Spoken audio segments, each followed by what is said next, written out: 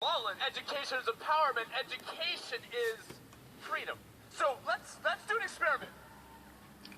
Let's do an experiment for a moment.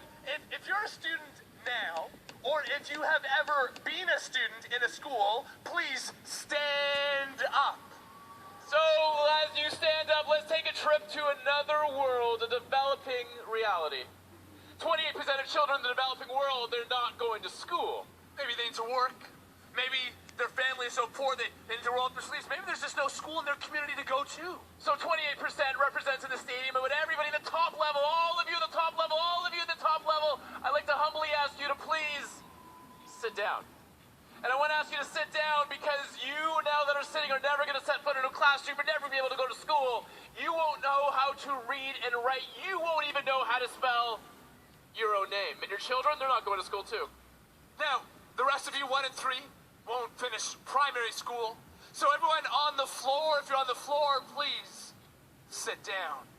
Now you probably get to go to school occasionally, but let's be honest, you'll never finish 8th grade.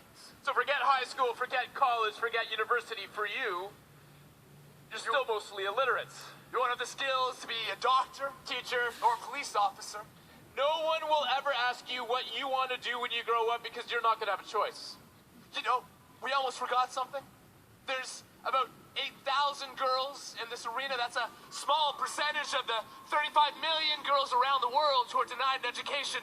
So you in this section right here, you get to keep standing, all the women here, but all the other women, please sit down.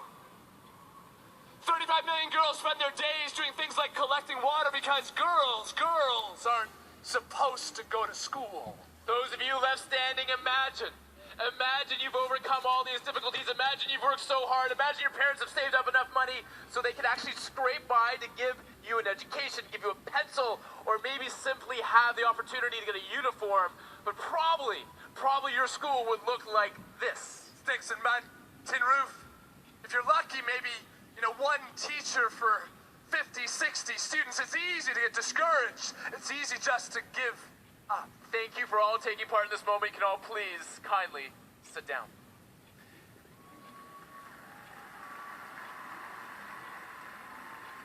Now what you just experienced, that's the reality for millions of children around the world. In fact, 57 million children who today are not in school. But so many of the schools here today, and so many of you have worked so hard to provide education, to get children in the classroom so children can, in fact, go to school. And so many schools across the Pacific Northwest, they've been coming together. You've been linking with sister villages around the world, learning about their culture, learning about their country, and helping them on their path to development.